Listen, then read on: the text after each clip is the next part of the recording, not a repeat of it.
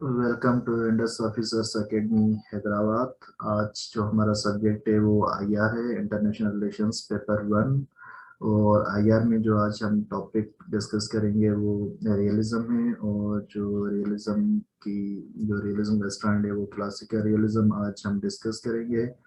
Classical realism के जो major assumptions हैं और उसके जो प्रोपोनेंट्स हैं, थ्योरेटिकल प्रोपोनेंट्स हैं, हम उनको डिस्कस करेंगे। तो यहाँ पे मैं स्क्रीन शेयर करूंगा और थ्रू स्क्रीन हम डिस्कस करते चलेंगे। सबसे पहले यहाँ स्क्रीन में आप रियलिज्म की बेसिक अजम्पशंस देख रहे हैं। तो यहाँ पे पहली पहली जो अजम्पशन है वो ये है कि human nature is basically selfish and power seeking. According to realist और क्लासिकल रियलिस्ट कहते हैं कि जो ह्यूमन नेचर है वो फ्लॉड है, वो सेल्फिश है, वो पावर सीकिंग है। और states act in a unitary way in pursuit of its own national interest defined in terms of power.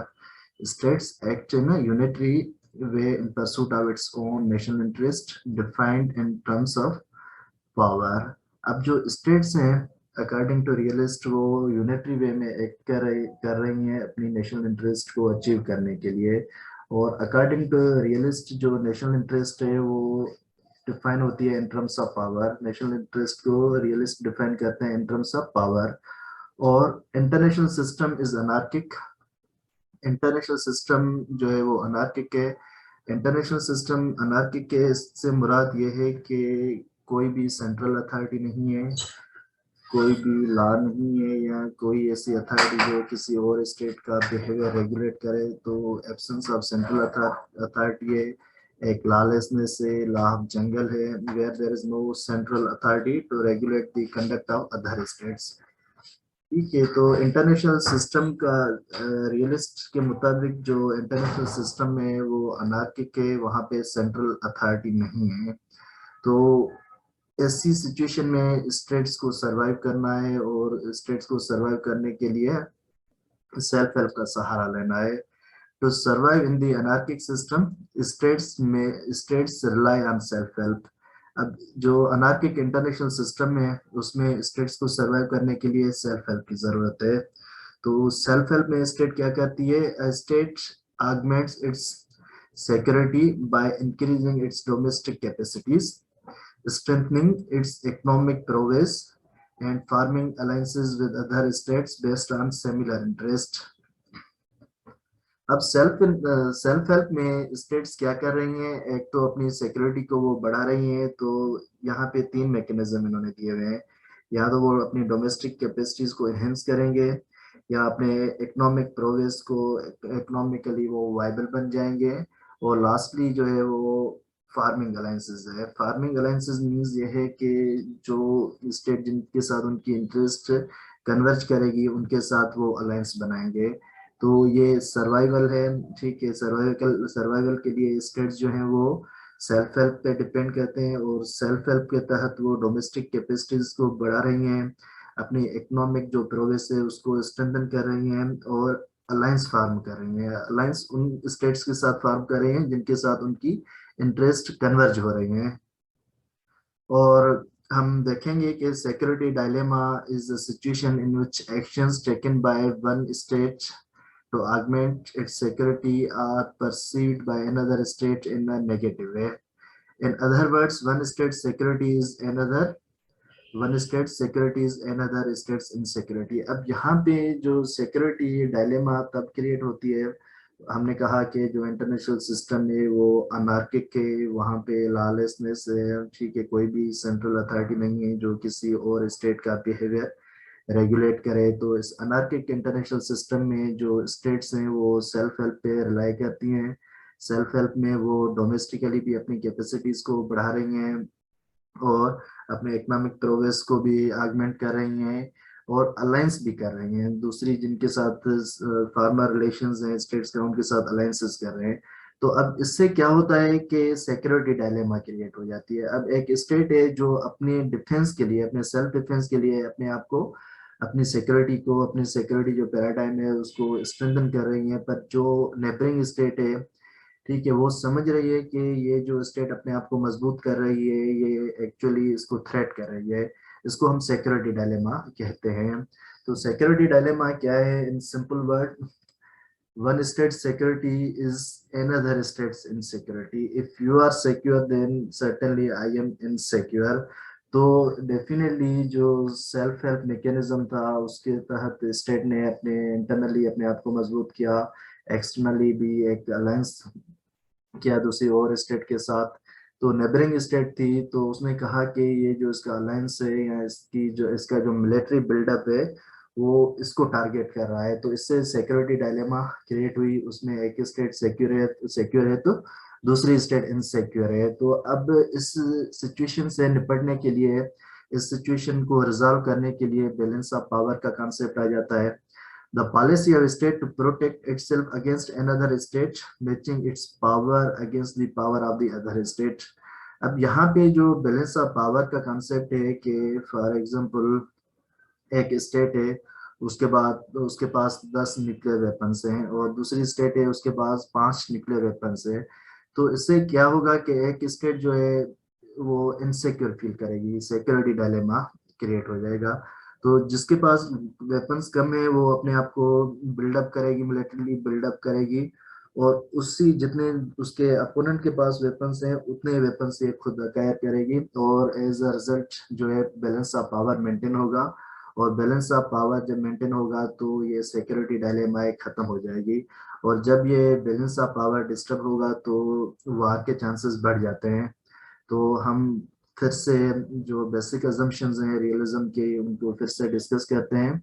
सबसे पहले रियलिज्म का जो कॉन्सेप्ट है ह्यूमन नेचर का वो ये है कि ह्यूमन नेचर सेल्फिश है और पावर सीकिंग है, और जो स्टेट्स हैं वो यूनिटरी वे में एक दूसरे के साथ ट्रीट कर रही हैं, और यूनिटरी वे में जब वो ट्रीट कर रही हैं तो उनका एक ही मकसद है, वो मकसद है नेशनल इंटरेस्ट। और नेशनल इंटरेस्ट को रियलिस्ट डिफाइन करते हैं in terms of power.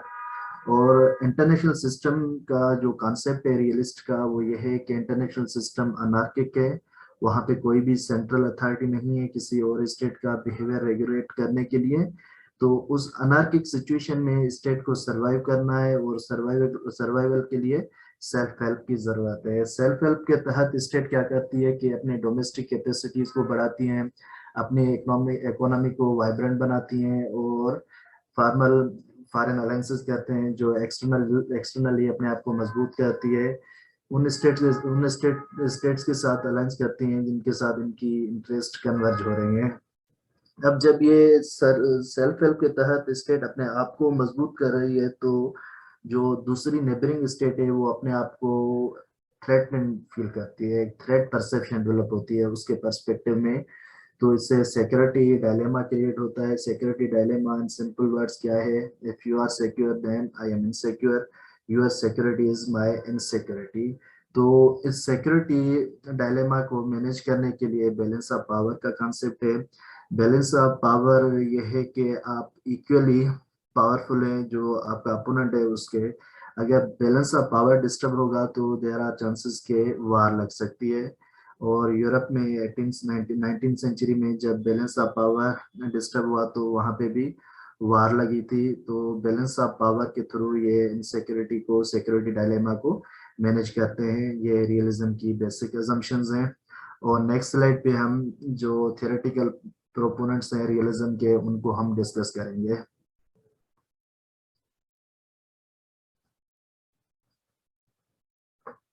Major theorist, हमारा यहाँ पे जो स्लाइड है वो मेजर थियरिस्ट है। मेजर थियरिस्ट में सबसे पहले थ्यूसिडाइड्स का नाम आ जाता है। थ्यूसिडाइड्स हिस्ट्री ऑफ द पेलोपोनेशियन वार। अब जब थ्यूसिडाइड एक ग्रीक स्कॉलर था, ठीक है, जिसने एक अकाउंट लिखा एक वार का जिसको पेलोपोनेशियन वार कहा जाता था। ठीक है, ये पेलोपोनेशियन वार जो है वो एथेंस और स्पार्टा के बीच में लड़ी गई थी।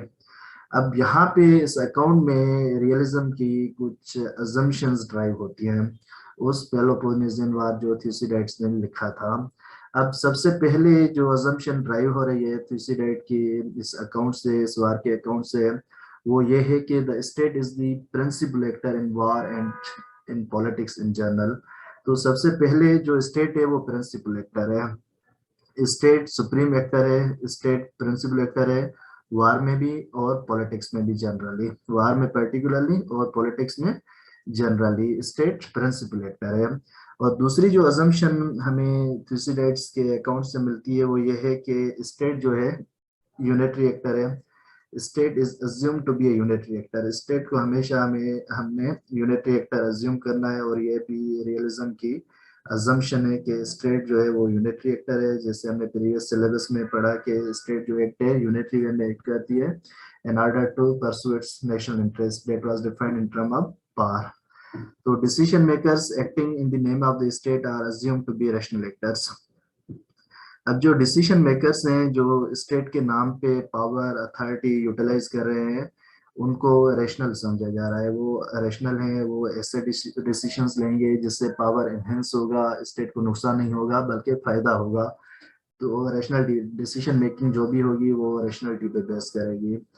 Thucydides, like contemporary realist, was concerned with security issues. The state's need to protect itself from enemies, both foreign and domestic. और आखिरी जो पॉइंट हमें थ्यूसिडाइड के इस अकाउंट से मिलती है वो यही मिलती है जो आज के रियलिस्ट हैं, मॉडर्न डे रियलिस्ट हैं, उनका भी कंसर्न है, वो सिक्योरिटी कंसर्न है। वो सिक्योरिटी इंटरनेशनल पर्सपेक्टिव में भी, फॉरेन एनिमीज के पर्सपेक्टिव में भी, और इंटरनल पर्सपेक्टिव में भी जो डोमेस्टिक इश्यूज है उनके पर्सपेक्टिव में भी। तो यहाँ पे जो हमें थ्यूसिडाइड्स का जो अकाउंट था हिस्ट्री ऑफ पेलोपोनेशियन वार, उससे रियलिज्म की 4 अजम्पशंस का पता चलता है। सबसे पहले जो स्टेट है वो प्रिंसिपल एक्टर है और स्टेट को हमें यूनिटरी एक्टर अज्यूम करना है। और जो स्टेट के लीडर्स हैं जो स्टेट के नाम पे अथॉरिटी एक्सरसाइज कर रहे हैं वो रैशनल हैं, रैशनल एक्टर्स हैं। डिसीजन मेकिंग उनकी जो है रैशनलिटी पे बेस कर रही है। और चौथी पॉइंट ये है कि स्टेट को अपने सिक्योरिटी का ख्याल करना चाहिए, सिक्योरिटी इश्यूज से कोप करना चाहिए। वो सिक्योरिटी इंटरनल भी है, वो सिक्योरिटी इंटरनेशनल भी है। इंटरनल जो डोमेस्टिक एनिमीज हैं और इंटरनेशनल जो नेबरिंग कंट्रीज हैं जो अदर स्टेट इंटरेस्ट के खिलाफ लोग हैं उन पे भी देखना है। ठीक है, ये थियरिस्ट, ये जो था थ्यूसिडाइड्स का पर्सपेक्टिव था जो हमने डिड्यूस किया है पेलोपोनेशियन वार से, जो ग्रीस और एथेंस के बीच में, स्पार्टा और एथेंस के बीच में लगी थी।